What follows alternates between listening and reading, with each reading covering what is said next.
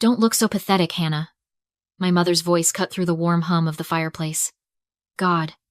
You are always so desperate for handouts. It is embarrassing. We were sitting in the dining room of my family's winter lodge in Aspen. Crystal glasses sparkled under the chandelier, and the smell of expensive pine filled the air. My grandfather, Arthur, had just handed out 3 envelopes.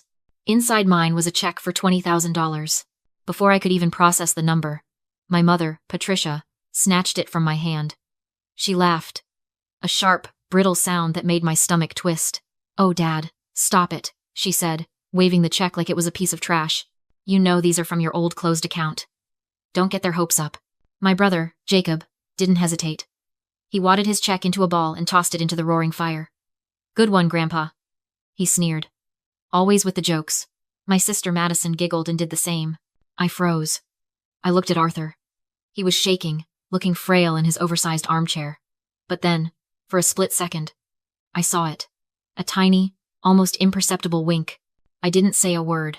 I took the check back from the table where my mother had discarded it, folded it carefully, and slipped it into my pocket. My face was blank, but my heart was hammering against my ribs. Drop a comment and tell me. Have you ever been the only one in the room who knew the truth, but had to stay silent to survive? I want to hear your story. I didn't sleep that night. I laid the check on my nightstand and stared at it until the sun came up over the mountains, painting the snow outside a bruised purple. At 9 a.m. sharp, I walked into the local bank branch. I didn't wait in line. I walked straight to the teller, a woman named Brenda who looked like she'd seen everything, and slid the paper across the marble counter. "I need to verify this," I said. My voice was steady, but my hands were cold. Brenda adjusted her glasses. She typed. She squinted at the screen. Then she typed again. I held my breath, waiting for the laugh, waiting for her to tell me it was a prop, a joke, a piece of trash my mother was right to mock. "It is valid," Brenda said, stamping it without blinking. "Funds are available immediately. Do you want a receipt?" I stared at the little slip of paper she handed me. Current balance. $20,412. The $412 was mine, the scraps I'd saved from freelance gigs. The $20,000 was Arthur's. It was real. I sat in my car in the parking lot and just looked at the receipt. It wasn't life-changing money for them. My parents spent that on wine in a good month, but for me, it was oxygen. And it was proof. You have to understand the math of my family to understand why this hurt so much. In the Fletcher household, money wasn't currency. It was a weapon. I grew up hearing that we were comfortable. But whenever I needed something, a laptop for design school, a tutor for calculus, the well was dry. I remember 2 years ago, vividly. I was living in a basement apartment in Denver that smelled like damp earth and cat litter. I was eating instant ramen for dinner 5 nights a week because I had to pay for my own Adobe Creative Suite licenses to keep my freelance business afloat. I asked my father, Gregory, for a small loan, just $2,000 to upgrade my graphics card so I could render 3D models faster. He looked at me over his rimless glasses and sighed. "Hannah, we can't just hand out money. You need to learn the value of $1. If you can't fund your little art hobby, maybe you should get a real job." 2 days later, my brother Jacob drove up the driveway in a brand new Range Rover. $80,000. He didn't have a job. He had a concept for a tech incubator that never hatched. When I asked my mother about it, she waved me off. "It is for his image, Hannah. Jacob needs to look successful to attract investors. It is an investment. You wouldn't understand. You don't have a business mind." That phrase, "you don't have a business mind," was their favorite cage. They used it to justify everything. They told me they were holding my grandmother's trust fund, $680,000 left specifically to me, in a protected aesthetic trust, because I was too creative to manage wealth. They said they were protecting me from inflation. Sitting in that frozen car, looking at the deposit slip, the pieces clicked into place. The Range Rover, the constant vacations, the investments in Jacob's failed startups. It wasn't family money. It was my money. They weren't protecting me from inflation. They were protecting their lifestyle from my ownership. I looked at the receipt one last time. I didn't feel the relief I expected. I felt a cold, sharp clarity. They thought I was just an artist, someone who colored in the lines. They forgot that my job isn't just making things pretty. My job is noticing when a pixel is out of place. My job is seeing the structure behind the facade. And for the first time in my life, I wasn't looking at them as my parents. I was looking at them as a design flaw, and I was going to fix it. I drove straight to Arthur's estate. It wasn't the main lodge where the family was staying. It was his private residence. A smaller stone house set back in the woods, The one place my mother rarely visited because she said it smelled like old books and dog hair. The door was unlocked. I found him in his study, sitting by the window, watching the snow fall. He didn't look frail now. He looked like a man who had been waiting. "You went to the bank," he said. He didn't turn around. "It cleared," I replied, standing in the doorway. $20,000. Why? Arthur turned his chair. His eyes were sharp, blue and piercing, stripped of the foggy confusion he wore around my parents. Because I needed to know if anyone in this family still had a spine. Jacob burned his. Madison burned hers. You kept yours. He gestured to the chair opposite him. "Sit down, Hannah. We don't have much time before they realize you are gone." I sat. "The trust fund," I said. "It is gone, isn't it?" Arthur sighed. A heavy sound that seemed to rattle in his chest. "I suspect so. Your grandmother left that money for you. $680,000. It was supposed to be released to you when you turned 25. Gregory told me you deferred it. He showed me emails, supposedly from you, saying you weren't ready." "I never sent those emails," I said, my voice cold. "I know that now," Arthur said. "But I need proof. I am old, Hannah, but I am not dead. I can't just accuse them without evidence, or they will have me declared incompetent and take control of everything before I can stop them. They are already talking about power of attorney."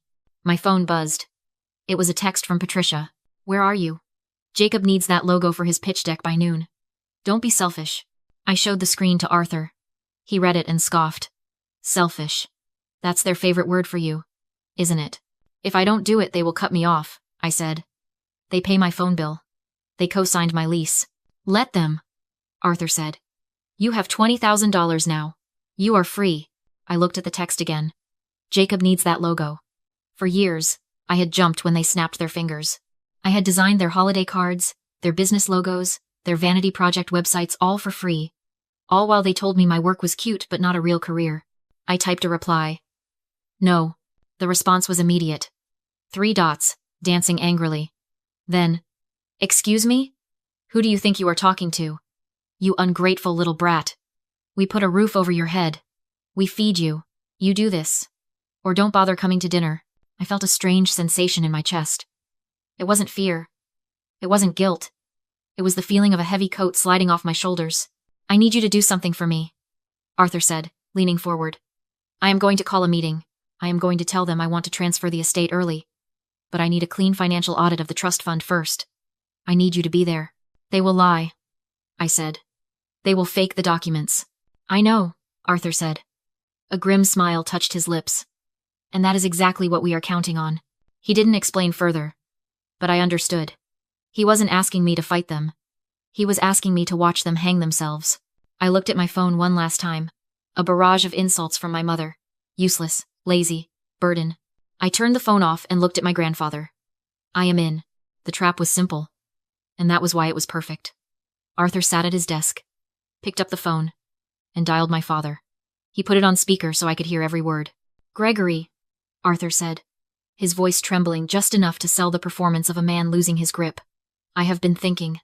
I don't know how much time I have left. I want to transfer the estate to you and Patricia now. Avoid the probate taxes." I could practically hear my father salivating through the speaker. "Dad, that is very wise. We can come over right now to sign the papers." "Not yet," Arthur interrupted. "My lawyer, Mr. Sterling, insists on a clean audit first. Just a formality. Bring the financial statements for Hannah's trust fund to his office tomorrow at noon, just to show everything has been managed properly. Once he signs off, the $20 million is yours." There was a pause. A silence so thick you could choke on it. "Of course," Gregory stammered. "We have all the records. We will be there." Arthur hung up and looked at me. "Now we wait." I didn't wait idly. I opened my laptop. You see, for the last decade, I was the designated tech support for the Fletcher family. I set up their iPhones, configured their Wi-Fi, and established their cloud storage. They never changed the passwords because they couldn't be bothered to remember new ones. They thought of me as the help. And you don't hide things from the help because you don't think the help is smart enough to understand what they are looking at. I logged into the family cloud account. It was quiet for an hour. And then, the digital panic began. I watched the file sync notifications pop up on my screen in real time. It was like watching a crime scene being staged from a satellite feed. Upload. Chase, _statement, _template, .jpg. Upload. Trust. Fund. Draft. 1. Do X. Upload. Trust. Fund. Draft. V. 2. PDF.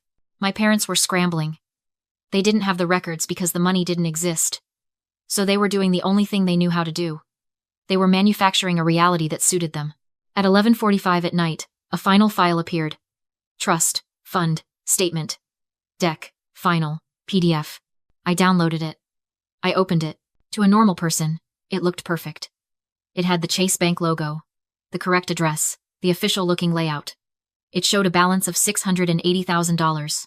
It looked legitimate, but I am not a normal person. I am a graphic designer. I spend 12 hours a day staring at typography and grid systems. To me, a document isn't just words on a page. It is a mathematical construct. I opened the PDF in Illustrator and zoomed in. 300%. 600%. 800%. And there it was. The arrogance of the amateur. This is what psychologists call the Dunning-Kruger effect, when incompetent people are too incompetent to realize how incompetent they are. My parents thought graphic design was just drawing pictures on a computer. They didn't respect the discipline. So they didn't know the rules. They had used the wrong font. Chase Bank uses a proprietary typeface, a specific weight of San Francisco or Helvetica, depending on the year. The numbers on this statement, specifically the balance section, were in Arial. I toggled the grid overlay. The alignment was off. The 6 and the 600,000 was floating 3 pixels higher than the dollar sign. The kerning the space between the characters was uneven. It was a copy-paste job. They had taken a screenshot of a real statement, erased the low number, and typed a high number over it using a default system font. It was sloppy. It was insulting. And it was exactly what we needed. I checked the file metadata. Created. Yesterday.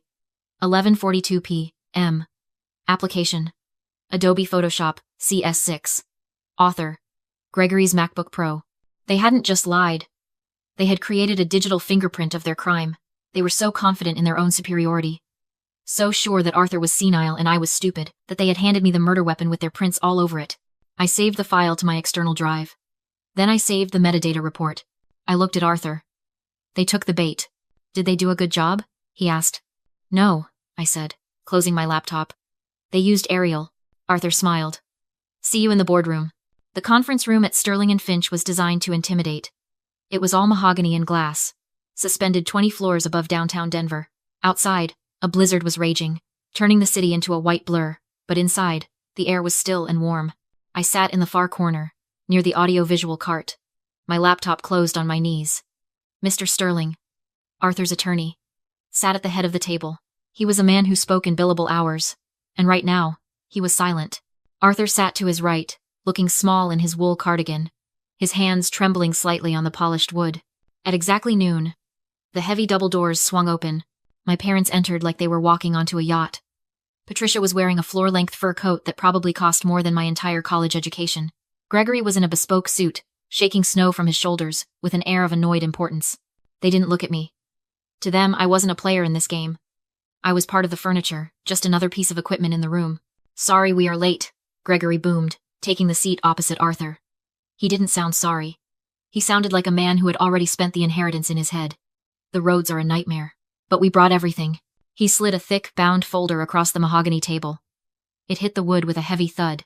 The full accounting, Gregory said, flashing a shark-like smile. You will be pleased, Dad. The trust fund has actually grown. It is sitting at just over $700,000. We have managed it conservatively, of course, to protect Hannah's future. Arthur didn't touch the folder. He adjusted his glasses, hands trembling just enough to sell the act. My eyes, he muttered. The numbers blur. I can summarize, Patricia said, reaching for it. No, Arthur replied, gesturing toward me. Hannah, put it on the big screen. I want the details. Big and clear. Gregory hesitated, then relaxed. To him, I was just tech support. Not a threat. Go ahead, he said. As I connected the laptop, Patricia hissed. Don't break anything. Try not to embarrass us. Don't worry, I said evenly. I'm good with visuals. The document filled the 80-inch screen. $680,000. Clean. Convincing. Everything's in order, Gregory said. Arthur leaned forward. It looks impressive. I let the silence breathe. Then I spoke. You always said design was just drawing. Let me show you what it actually is. I zoomed in. The balance exploded across the wall. This 6 floats 3 pixels above the baseline, I said. That's a drag and drop error. A red grid appeared. Then blue outlines. Arial regular. I continued. Default word font. Photoshop CS6. No font library. I overlaid green text. And this is San Francisco, the font Chase actually uses. Different kerning, different curves. Yours is wrong. The room froze. You didn't get this from a bank, I said. You built it. Badly. Patricia shouted. She's lying. Let's ask the file, I said. The metadata appeared. Created. Last night. Application. Adobe Photoshop CS6. Author. Gregory's MacBook Pro. My father went gray. You forged a financial document, I said. That's fraud. Patricia screamed and reached for her phone. Call them, Arthur said calmly. He sat upright now. Steady. I asked Hannah to audit the account because I knew you stole the money. I just needed proof, Gregory whispered. We borrowed it. For Jacob. Mr. Sterling opened his binder. A no contest clause, he read. Fraud voids inheritance. He closed it. You didn't just confess to stealing $680,000. You disinherited yourselves from a $20 million estate. Security escorted them out. Patricia grabbed my arm. We're your family. No, I said quietly. I'm just the help. And the help just quit. Later, Arthur put a hand on my shoulder. You're grieving, he said. Clarity is expensive. It costs you your illusions. He was right. 6 months later, the lodge was sold. The money was repaid. I started my own firm specializing in forensic document analysis. Arthur and I spent Christmas in Hawaii. My mother called last week. I silenced the phone and went back to work. Competence isn't loud, but it ends things permanently,